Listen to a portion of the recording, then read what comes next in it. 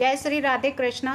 मैं आपको बताने जा रही हूँ कि आज योगी जी ने सभी हिंदुओं को एक वार्निंग दी है, यूं मान लीजिए कि संदेश दिया हुआ है। तो क्या अब हिंदू सतर्क हो जाएगा? क्या वाकई में हिंदुओं के लिए ये बहुत ही इम्पोर्टेंट बात थी जो उन्होंने डायरेक्टली ना कहकर इनडायरेक्टली कहा है कि बांग्लादेश में जो देखा गया है माहौल कि किस तरीके से वहाँ हिंदुओं के साथ में अत्याचार हुआ है, तो क्या अब योगी जी ने पहले से ही हिंदुओं को सतर्क कर दिया है? तो सीएम योगी जी ने इनडायरेक्ट में सभी हिंदुओं को वार्निंग दी है, यानी कि संदेश दिया है कि अगर तुम लोग सब बटेंगे तो कटेंगे जरूर। यानी अगर कटना हो तो तैयार हो जाइए, अदरवाइज यूनिटी बना के रहिए, यानी एकता बना के रहिए। जिस तरीके से ओलंपिक जो गेम होता है उसमें जो 5 छल्ले होते हैं, उन छल्लों को आपने अगर देखा होगा तो देखा होगा वो एक दूसरे से सब बंधे हुए हैं, जुड़े हुए हैं। यानी जो ओलंपिक गेम में जो वो 5 छल्ले एक दूसरे से जुड़े हुए हैं तो वो कॉन्टिनेंट को दर्शाता है, यानी महाद्वीप को दर्शाता है। 5 जो अफ्रीका है, अमेरिका है और एशिया है, यूरोप है और ओशिनिया है। तो इन सारे उनको महाद्वीपों को दर्शाता है और उनके जो कलर हैं वो कि अलग अलग कलर होने के बावजूद भी वो एक दूसरे से जुड़े क्यों हैं।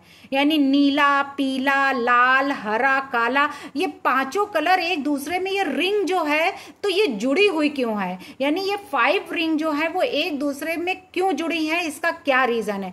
तो वो यूनिटी को दर्शाता है, यानी एकता को दर्शाता है कि हम 5 एक दूसरे में अगर जुड़ जाएंगे तो हमारी ताकत जो है तिगनी, चौगनी, पचगनी हो जाएगी।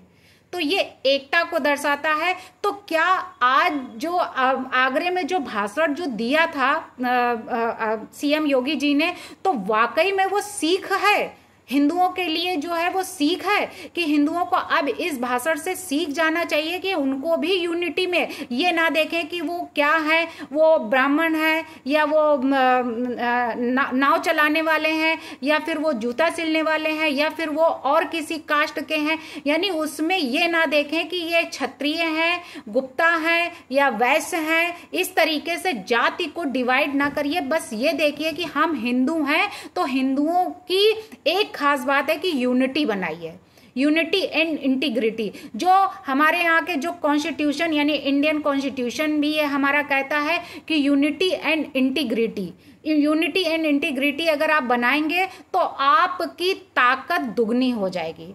तो आपको कोई हरा नहीं सकता, आपको कोई पराजित नहीं कर सकता। लेकिन अगर आप एक साथ एक उंगली से अगर कोई चीज उठाएंगे तो वो गिर जाएगी, वो नहीं उठेगी। लेकिन अगर 5 उंगलियां आप साथ में मिलके आप उसका सहारा लेंगे तो वो कार्य जो होता है वो आसान बन जाता है। तो वही है कि आज सीएम योगी जी ने आप लोगों को सबको इनडायरेक्टली जो है समझाया है, संदेश दिया है। इस संदेश को आप अनदेखा मत करिए और उनकी बातों को समझिए, गहराई से समझिए कि उनका जो कहने का तात्पर्य था तो वो कितना गहरा है, कितना जो है सीरियस है, कि वो कितनी बड़ी बात कहे गए हैं। जो समझ जाए तो वो समझ जाए और जो ना समझे वो तो अनाड़ी है ही। तो अनाड़ी मत बनिए, समझदार बनिए। वही है कि भैंस के आगे बीन बजाए, भैंस खड़ी जो है पगुराए।